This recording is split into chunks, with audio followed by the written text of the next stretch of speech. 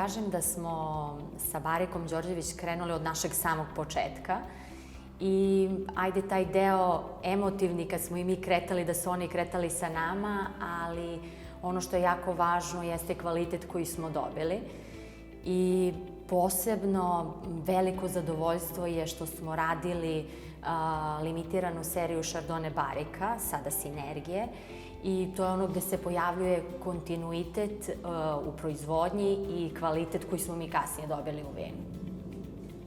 Prvo i osnovno pravilo kad dođe bure u neku vinariju, mi kao vlasnici prvo gledamo punjenje da li curi ili ne. I to je ono bilo prvo kao, dobro je, ne curi. Ali to je onako mala šala jer zaista trud gde sve gledaš da ispratiš i vodiš računa o svemu.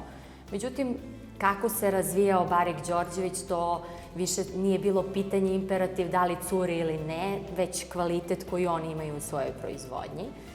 I zaista kod Chardonnaya sam oduševljena, prvo zato što je totalno drugačiji stil od svih barika koje možete da probate, nije naglašeno drvo,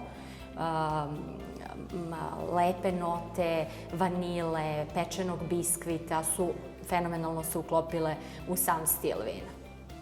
S obzirom da je naša vinarija dolazi iz jedne porodične priče i uvek dajem podršku i prvenstveno ljudima koji su u porodičnom biznisu.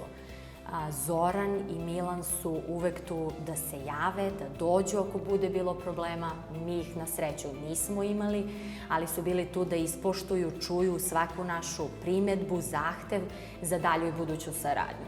Tako da to je možda u današnjem svetu i najvažnije. Kvalitet imaju svi, ali podrška i prisutnost ljudi iz same firme na licu mesta je jako važna.